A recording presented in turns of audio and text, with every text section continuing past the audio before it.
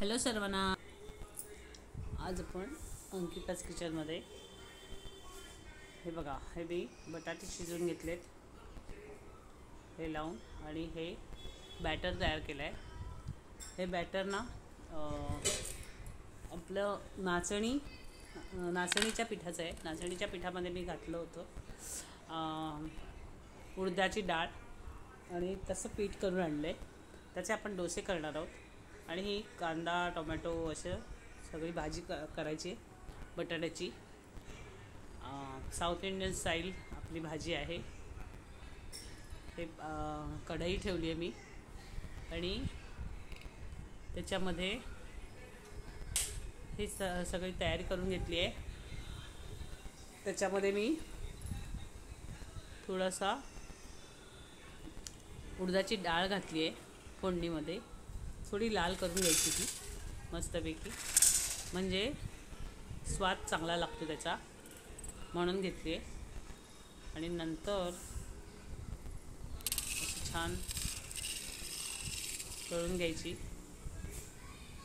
आणि मग त्याची फोडणी, आपली साधी फोडणी तयार करायची। आत्ता माझ्याकडे कढीपत्ता नव्हता, नाहीतर खूप छान स्वाद येतो त्याचा। कढीपत्ता पण घालायचा, सगळी फोडणी तयार करायची आपली नेहमीची।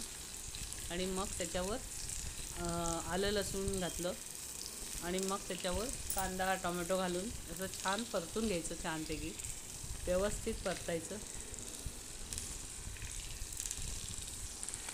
असं कांदा टोमॅटो घालून घेतलं आहे छानपैकी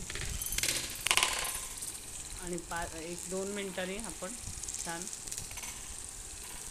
करायला घ्यायचं। खूप छान होती ही भाजी, कारण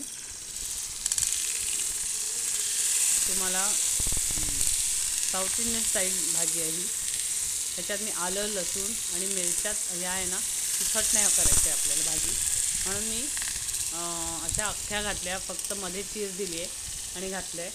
नाहीतर तुम्ही कांदा आलं लसूण मिरची वाटलेली असते ना, ती घातली तरी चालेल, खूप छान स्वाद येतो त्याला पण। अशी मस्तपैकी तयार करून घ्यायची। तुम्ही चण्याची डाळ पण घातली तरी चालेल फोडणीमध्ये थोडीशी, म्हणजे डाळवं असतं ना आपलं, ह्याच्यातलं आपला जो आपण चिवडा करतो त्याला जे डाळवं वापरतो ते घातलं तरी चालेल। त्याच्यामध्ये स्वाद छान येतो या भाजीला। अशी छान व्यवस्थित परतून घ्यायची छानपैकी, मग त्याच्यामध्ये हळद तिखट असं सगळं घालायचं आहे आणि ही भाजी सुकायला नको, हळद आणि तिखटच घातलं, बाकी मसाले काही घालत नाही मी ह्याच्यामध्ये। अशा साध्या भाजीवरच ती भाजी छान लागते।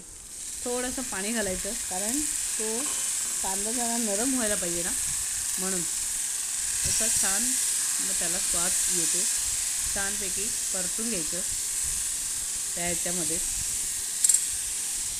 आणि मग त्याच्यामध्ये आपण कांदा कच्चा राहता कामा नये, म्हणून व्यवस्थित परतून घ्यायची भाजी। थोडा वेळ लागला तरी चालेल, 1-2-4 मिनटं लागतात हा कांदा टोमॅटो परतायला, 1-2 ते 4 मिनटं। आणि मग असा कुस्करून घालायचा बटाटा, त्याचा एक स्वाद छान लागतो। बारीक फोडी करायच्या नाही त्याच्या, कुस्करून घालायचा नेहमी। आणि त्याच्यामध्ये चवीनुसार मीठ घालायच्यानंतर, मी हे 3 मोठे बटाटे होते माझ्याकडे, 2-3च बटाटे होते, 1-2-4 जणांसाठीच करते मी ही आपल्याला भाजी। छान लागते। असा रात्रीचा करायचा, मी आत्ता हे रात्री करते, तुम्ही सकाळी पण करून खाल्लं तरी चालेल, पण जास्त करून मग तो डोसा करायचा तयार। आपण ते पीठ तयार करून आणायचं नेहमी गिरणीतून, तसं तयार करून आणायचं पीठ आणि आपण कधीही तो डोसा म्हणून खाऊ शकतो। अतिशय छान स्वादिष्ट लागतो आणि पौष्टिक पण आहे, खायला चांगला लागतो। आपल्याला जर भाकरी नको असेल आणि तर आपण अशा प्रकारे करून खाऊ शकतो। हे बघा, पण मी आत्ता हे 15-20 मिनटं ठेवलं, 20 मिनटं ते अर्धा तास जास्तीत जास्त, पण तुम्ही रात्रभर पण ठेवू शकता, छान त्याला जाळी पडते आणखी मस्तपैकी. असं मी हे तेल तयार करून घेतलं. हा तेलाचा हात लावून तो जो आपला बिडाचा तवा असतो ना तो जरा ग्रीस करून घेतला आणि तापवला जरा व्यवस्थित. आता आपण त्याच्यावर आता बघा ह्याच्यातून असं छान वाफ येते मस्तपैकी. असा छान वाफवायचा, गरम करायचा छानपैकी. त्याशिवाय ना ह्याच्यावर काही करता येत नाही जेवणाचे प्रकार. म्हणून डोसा नाही तर चिकटून राहील त्याला, म्हणून आपण असं तयार करायचा आणि ह्याच्यावर डोसा घालायचा. एक पळीभर घ्यायचा आणि घालायचा. सरसरीत असं मी पीठ तयार केलं आहे. तुम्हाला जर रात्रभर ठेवायचं असेल ना तरी तुम्ही ते ठेवू शकता. छान मस्त असं वर येतं. उन्हाळ्यात तर जास्त चांगलं होतं, फुलून येतं वरती. आणि मग त्याचे आपण असे छान डोसे बनवू शकतो. खूप छान लागतात, पौष्टिक पण आहेत आणि हेल्दी आहेत ते हे सगळे.